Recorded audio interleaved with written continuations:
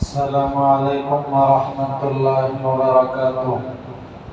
الحمد للہ الواحد المتوحد بالوحدانیۃ هو اللہ،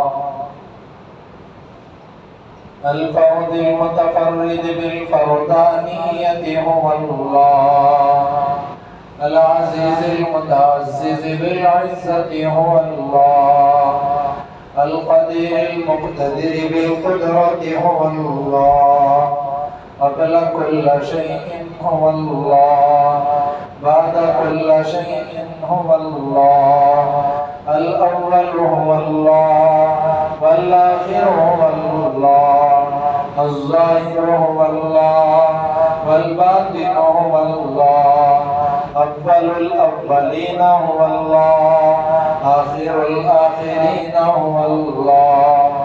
أما بعد فأعوذ بالله من الشيطان الرجيم. بسم الله الرحمن الرحيم. أولئك الذين أنعم الله عليهم من النبيين والصديقين والشهداء والصالحين وحسن أولئك رفيقا.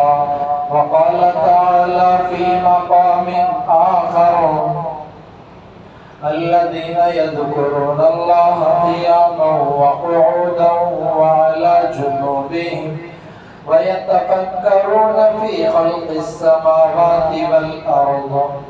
صدق الله العظيم. وقال النبي صلى الله عليه وسلم: قولوا لا إله إلا الله تفلحوا.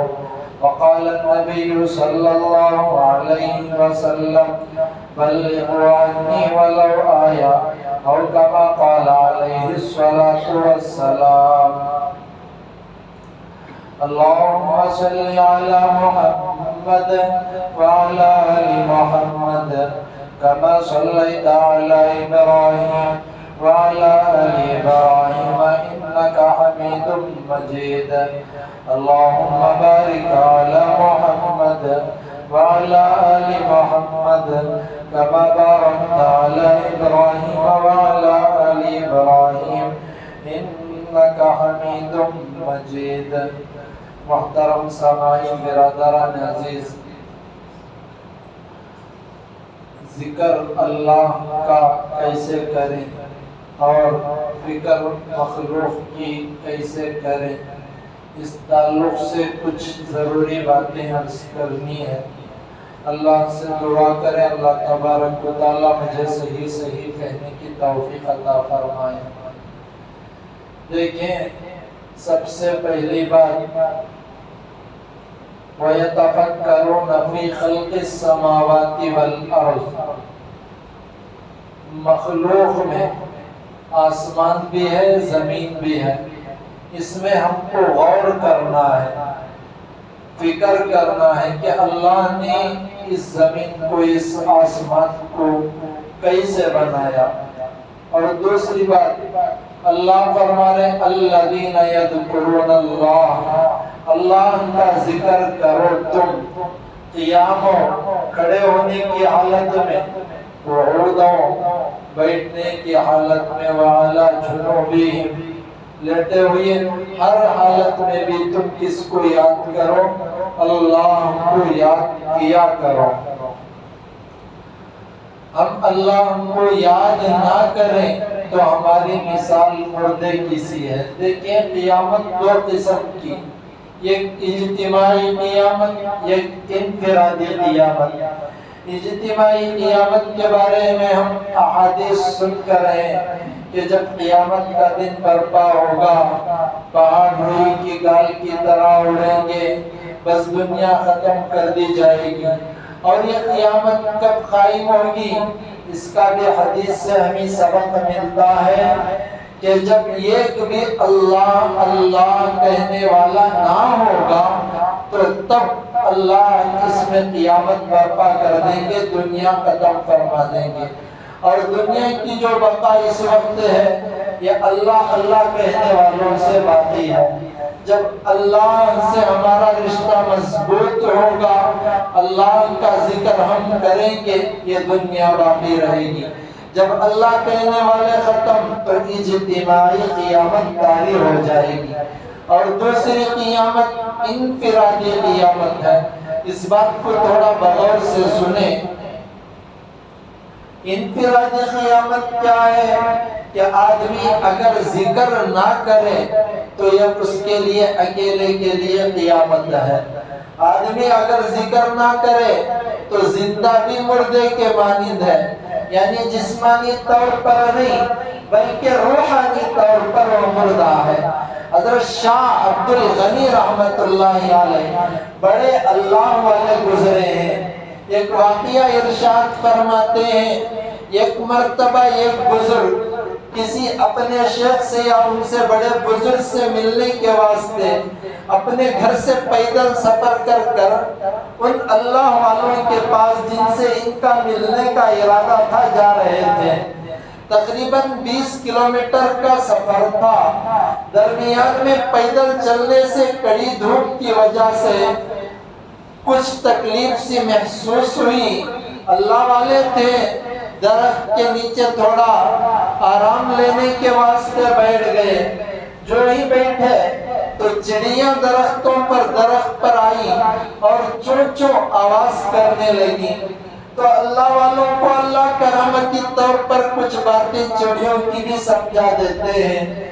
تو چڑیوں کی باتوں سے ان کو سمجھ میں آ رہا تھا کہ یہ جن اللہ والوں کے پاس ملنے جا رہے ہیں ان کا انتقال ہو گیا ہے۔ اب ان کے دل میں خیال آیا کہ اب میں جس سے ملنے کے ارادے سے آ رہا تھا یہ ارادہ ملتوی کر دینا بہتر، اس لیے کہ میں ان کے پاس جا کر کیا پتا کہ ان کا انتقال کی خبر تو مل رہی ہے۔ پھر دل میں دوسرا ارادہ یہ پیدا کیا کہ ہو سکتا ہے کہ تجہیز و تکفین ہی مل جائے، تدفین میں میں شریک ہوں، دعا کو ہاتھ اٹھا لوں۔ یہ ارادہ لے کر نکل گئے۔ جو ہی ان بزرگ کے گھر کے قریب پہنچے تو وہ بزرگ گھر سے باہر ہٹتے کٹے نکل رہے تھے۔ بڑی پریشانی ہوئی کہ کیا میرے سے خطا ہو گئی یا چڑیوں نے غلط کہہ دیا۔ یہ کہہ کر وہ بزرگ کے پاس گئے اور جا کر پوچھا کہ حضرت میں ایک درخت کے نیچے تھوڑا آرام لینے بیٹھا تھا تو اس وقت آپ کے بارے میں چڑیوں سے یہ خبر ملی۔ تو ان بزرگ نے فرمایا کہ وہ وقت کتنا تھا، اس وقت کو بتاؤ تاکہ میں اپنے آپ میں غور کروں۔ تو وقت بزرگ نے بتایا کہ 12 بجے ٹھیک تھے، اس وقت مجھے یہ خبر ملی۔ تو اللہ والے نے کہا اس وقت میں اللہ کے ذکر سے غافل تھا تو مردوں کی فہرست میں شاید میرا نام آ گیا۔ تو ساتھیوں بڑی بات یہ ہے کہ آدمی زندہ رہ کر ذکر نہ کرے تو وہ روحانی طور پر مردہ ہے۔ اس لیے قرآن کے اندر ہے اذکر اللہ ذکرن کثیرا، نماز 5، رمضان کے روزے 30، زکوٰۃ سال میں 1، حج سال میں 1، مگر ذکر کے بارے میں کوئی تعین متعین نہیں ہے۔ جتنا زیادہ چاہے کرو، اذکر اللہ کا ذکر کرو کثیرا، جتنا چاہے زیادہ۔ اور یہاں یہ بات بھی غور کر لیں کہ کتنا ذکر کریں، کب ذکر کریں۔ قیامہ کھڑے بھی، قعودہ بیٹھے بھی، والا جو لیٹے بھی اللہ کا ذکر کر سکتے ہیں۔ وضو کی حالت میں ہونا بہتر، بغیر وضو کے بھی اللہ کا ذکر کرنے کی اجازت ہے۔ حضرت سلمان فارسی رضی اللہ عنہ بڑے صحابی گزرے ہیں۔ ایک مرتبہ ان سے کسی نے پوچھا حضرت سب سے بڑی چیز کیا ہے جسے ہم کیا کریں؟ حضرت نے فرمایا قرآن نہیں پڑھتے؟ حضرت ہاں پڑھتے۔ والا ذکر اللہ اکبر، اللہ کا ذکر سب سے بڑی چیز، تو ذکر کرو۔ یہ ذکر اللہ کے پاس تمہارے لیے بڑا مقام دلا سکتا ہے۔ تو میرے ساتھیوں، ہم ذکر میں اپنا معمول بنا لیں۔ لا تتفکروا فی اللہ، اللہ کی ذات میں فکر، اللہ کی ذات میں فکر کرنے کی اجازت نہیں۔ کیوں؟ اللہ برا لامحدود ہے۔ دیکھیں یہ گلاس کے اندر یہ حوض کا پانی سما نہیں سکتا، چھوٹی حوض کے اندر سمندر کا پانی سما نہیں سکتا. ہماری عقل تو چھوٹی ہے، اللہ کی ذات اتنی بڑی ہے، ہماری چھوٹی عقل میں کیسے سما سکتی ہے؟ اس لیے فرمایا لا تتفکروا فی اللہ، اللہ کی ذات میں فکر نہ کرو، اللہ کی مخلوق کے بارے میں فکر کرو، بس تم اللہ کا ذکر کرو. یہ اللہ کا ذکر اور اللہ کے مخلوق کی فکر یہ تم کو اللہ سے قریب کر دے گی. ایک صحابی رضی اللہ عنہ کے بارے میں واقعہ لکھ کر ہے کہ دیہات کے رہنے والے تھے، اور دیہاتوں کے اندر تو بعض مرتبہ گرمی کے موسم میں عادت ہوتی ہے معمولی گھر سے باہر نکل کر آسمان کے نیچے لیٹ جاتے ہیں. ایک دیہاتی صحابی ایک مرتبہ آسمان کے نیچے لیٹے ہوئے تھے، چاند نکلا ہوا تھا، ستارے نکلے ہوئے تھے، صرف اتنی بات کہی اے چاند اے ستاروں تمہارا پیدا کرنے والا بھی کوئی ہے، جس نے تم کو پیدا کیا ہے، تمہارا رب بھی کوئی ہے. اتنی بات کہنا تھا، اللہ کے طرف سے اللہ کے نبی کی طرف وحی نازل ہوئی کہ فلاں صحابی کو مغفرت کی خوشخبری سنا دو، اس لیے کہ انہوں نے یہ بات کہی ہے کہ تمہارا بھی کوئی رب ہے. یہ آسمان سے بھی، یہ زمین سے بھی، یہ چاند سے بھی، یہ ستاروں سے بھی انہوں نے بات کہی، اس لیے میں ان کی مغفرت کرتا ہوں، اس لیے کہ ان سب کا رب میں ہی ہوں. تو حضرت حکیم اختر رحمت اللہ علیہ یہ واقعہ لکھ کر بتاتے ہیں کہ رات کے وقت کبھی گھر کے باہر بیٹھ کر تم بھی یہ الفاظ کہہ لیا کرو، ہو سکتا ہے کہ اللہ تم پر رحم آ جائے اور تمہاری بھی مغفرت فرما دے. تو ساتھیوں، ذکر حضرت اشرف علی تھانوی فرماتے تھے ذکر برائے خالق، اللہ نے کیوں فرمایا بس تم اللہ کا ذکر کرو. فکر برائے مخلوق، تم مخلوق کی فکر کرو، مخلوق کے بارے میں بھی فکر کرو، یہ تم کو اللہ تبارک و تعالیٰ کے قریب کر دے گی. بس تم اپنے دل کو جو ہے اللہ کے لیے خالی کر لیا کرو، اس دل کے اندر کوئی اور چیز نہ ہو. آج دنیاوی تفکرات نے ہمارے دلوں کو پیس کر رکھ دیا. اب جب ہم دین میں نہ پیسے جائیں تو اللہ دنیا میں ڈال کر پسائیں گے. یہ اللہ کا وعدہ ہے قرآن کے اندر، لَقَدْ خَلَقْنَا الْإِنسَانَ فِي كَبَدٍ، ہم نے انسان کو جو پیدا کیا ہے چکی میں پیسنے کے واسطے. آدمی کو دونوں اختیار ملتے ہیں، یا تو جا کر دنیا میں پیس جائے یا دین میں پیس جائے. آدمی اگر دین میں پیسے گا اللہ اسے دنیا میں نہیں پیسیں گے. اگر آدمی دین میں نہیں پیسا جائے تو اللہ دنیا میں اسے اس طرح ملوث کریں گے، وہ پیستا رہے گا اور دنیا اسے بس ہوتی ہی نہ رہے گی. یہ اللہ کا ایک اصول ہے ساتھیوں، ہمیں اللہ کے واسطے پیسنا ہے، اللہ کے دین کے واسطے اپنے آپ کو مٹا دینا ہے، اللہ کے واسطے اپنے دل کو خالی کر دینا ہے. اشرف علی تھانوی رحمت اللہ علیہ اور حضرت مفتی شفیع رحمت اللہ علیہ ایک مرتبہ ساتھ میں جا رہے تھے. ساتھ میں جاتے ہوئے ایک مرتبہ اشرف علی تھانوی رحمت اللہ علیہ ایک کاغذ اور ایک پینسل کو نکالا اور کاغذ میں کچھ لکھا، پھر اپنے جوب میں ڈال لیا. حضرت مفتی شفیع سے فرمایا کہ تم نہیں پوچھتے کہ میں نے یہ کام کیوں کیا؟ تو مفتی شفیع رحمت اللہ علیہ نے فرمایا کیا وجہ؟ حضرت اشرف علی تھانوی رحمت اللہ علیہ نے فرمایا وجہ اس کی یہ ہے کہ میرے دل میں ایک چیز بس گئی تھی اور بار بار مجھے ستا رہی تھی کہ یہ کام کب کروں، تو اس لیے میں نے اسے کاغذ پر لکھ دیا اور میرے دل کو میں نے اللہ کے واسطے خالی کر دیا. تو یہ اللہ والوں کی عادت تھی کہ اپنے آپ کو اللہ کے لیے خالی کر دیتے تھے. اب ساتھیوں، بعض ہمارے نوجوان خصوصیت سے ہم سب کی عادت یہ ہے کہ جب جوش آتا ہے کسی چیز کا بڑھ چڑھ کر کام کر دیتے، پھر دنیا میں ملوث ایسے ہوتے کہ وہ خیال ہی نکل جاتا ہے. ایسی چیز نہیں، اللہ کے نبی کو جو سب سے زیادہ پسندیدہ شے تھی وہ یہ تھی کہ اللہ کے نبی ثابت قدمی کو بڑا پسند فرمایا کرتے تھے. ایک مرتبہ ام سلمہ رضی اللہ عنہا بڑی صحابیہ، ہم سب کی ماں محترمہ، امہات المومنین میں شمار، زوجہ نبی صلی اللہ علیہ وسلم، ان سے کسی نے پوچھا کہ ماں محترمہ اللہ کے نبی کثرت سے کون سی دعا کو پڑھا کرتے تھے؟ تو ماں محترمہ نے فرمایا یا مقلب القلوب ثبت قلبی علی دینک، اے دلوں کو بدلنے والے، دلوں کو پھیرنے والے، میرے دل کو دین پر ثابت قدم بنا دے۔ تو اللہ کے نبی کو جو سب سے زیادہ ادا پسند تھی، چھوٹا عمل ہو مگر ثابت قدمی والا، یہ اللہ کے نبی کو پسند تھا۔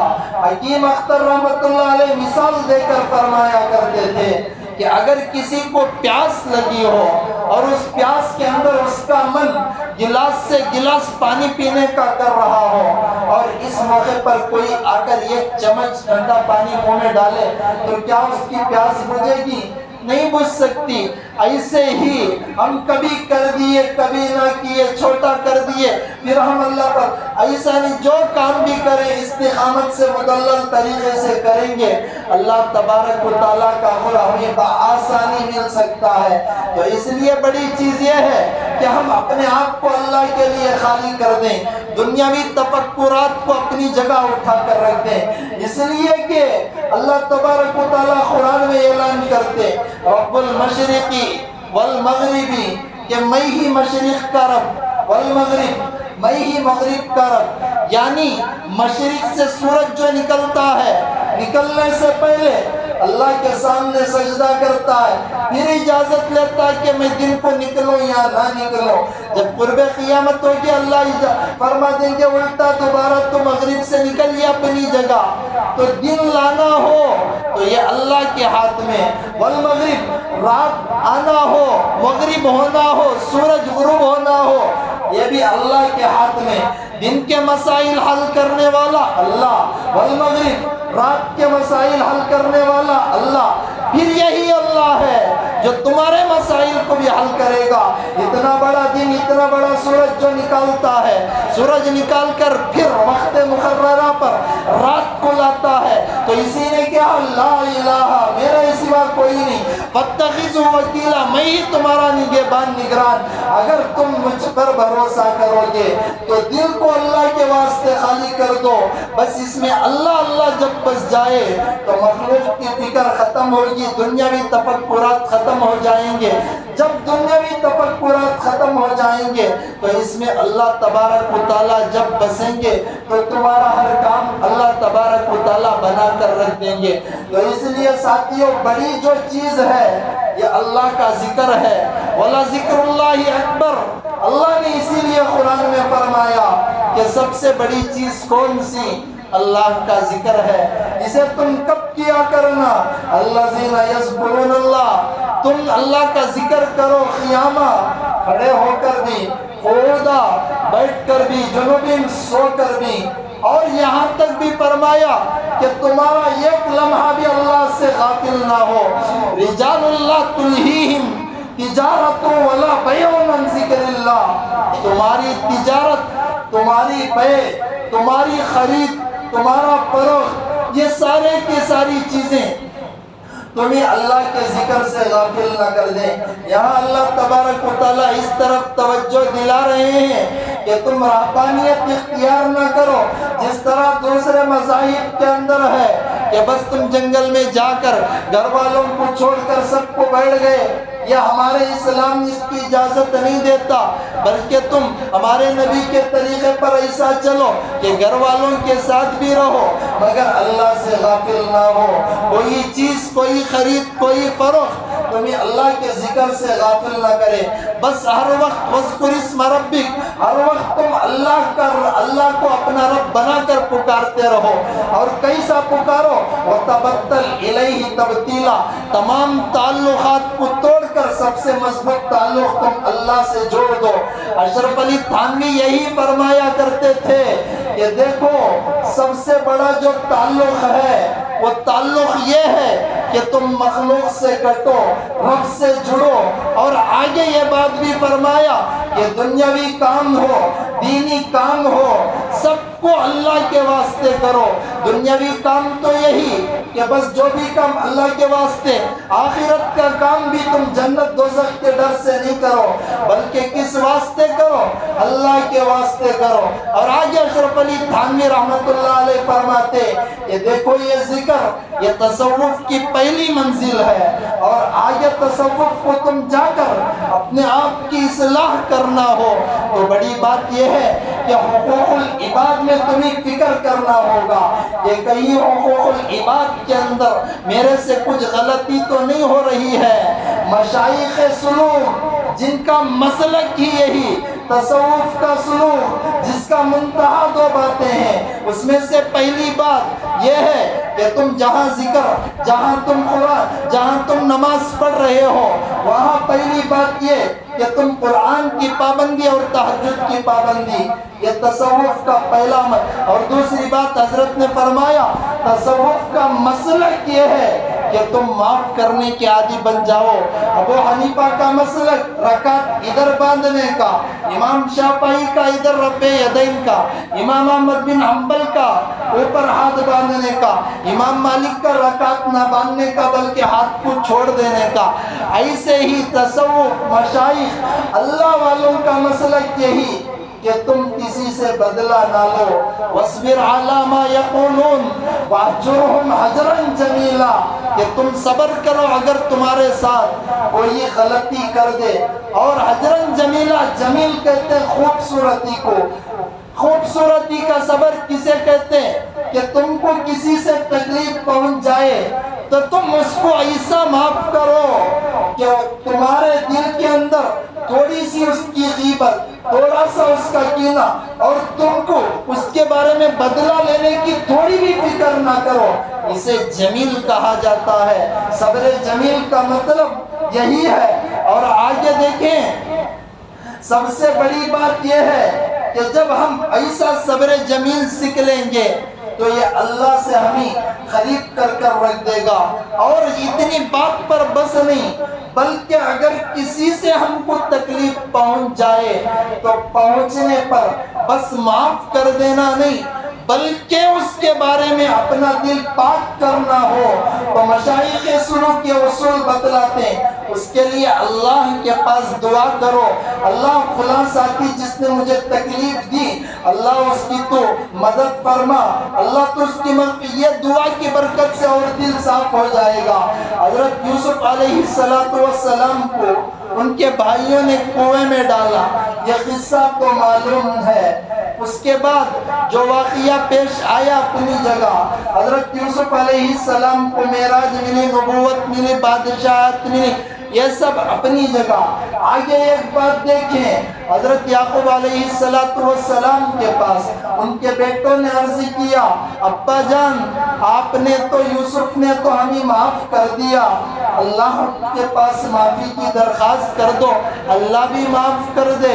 حضرت یعقوب علیہ السلام دعا کے لیے ہاتھ اٹھائے، حضرت جبرائیل علیہ السلام آئے اور فرمایا سامنے میں کھڑا ہوں گا، میرے پیچھے یعقوب تم کھڑے ہونا، تمہارے پیچھے یوسف کو کھڑا لینا، پھر اس کے بعد میں کچھ دعائیں بتاؤں گا، ان دعاؤں کو تم پڑھنا، اس کے بعد یعقوب بھی پڑھنا، یوسف بھی پڑھنا، اس کی برکت سے اللہ تمہارے اور بیٹوں کو بھی جو 10 بیٹوں نے تکلیف پہنچائی ان کو بھی معاف فرما دیں گے۔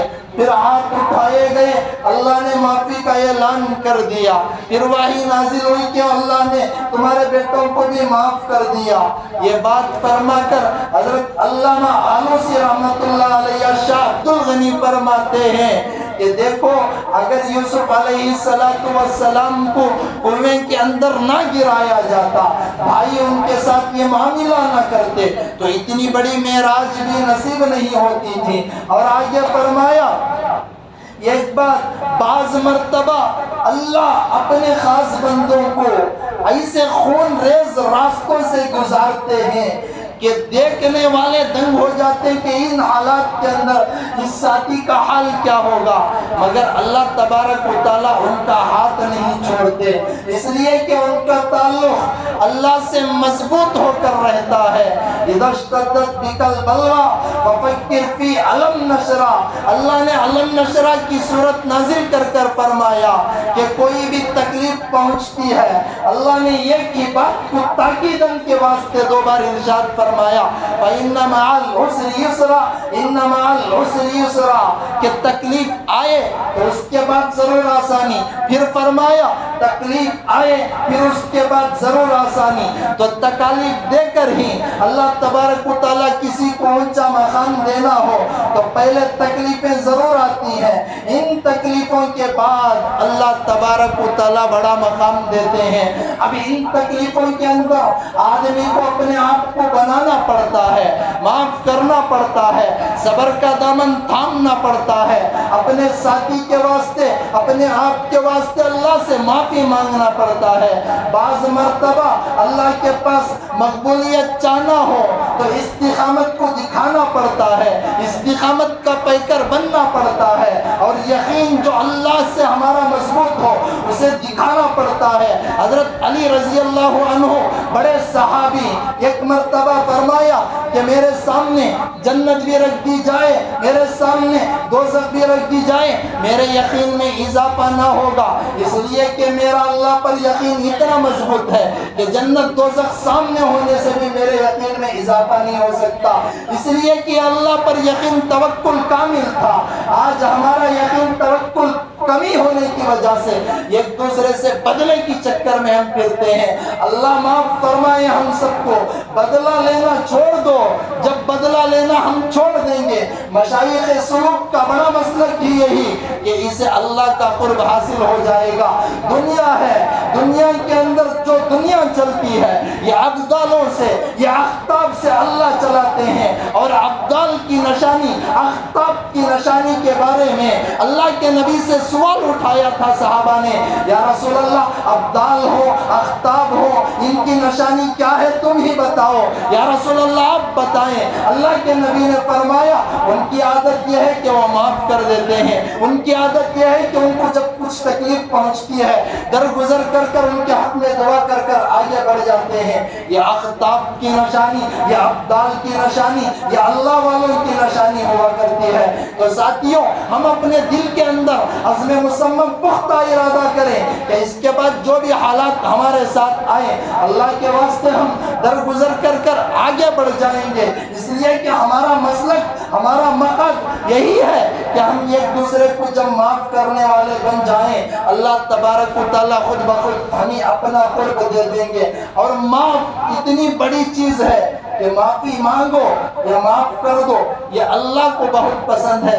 اللہ کے نبی حالانکہ معصوم تھے، دن میں 70 مرتبہ استغفار کرتے، کیوں کرتے؟ یہ امت کو سبق دینے۔ اللہ فرما رہے ان اللہ یحب التوابین، گناہ ہو جائے معافی مانگو، توبہ کرو، توبہ کرنے والا یہ قبولیت کی بڑی علامت اللہ کا محبوب بن جاتا۔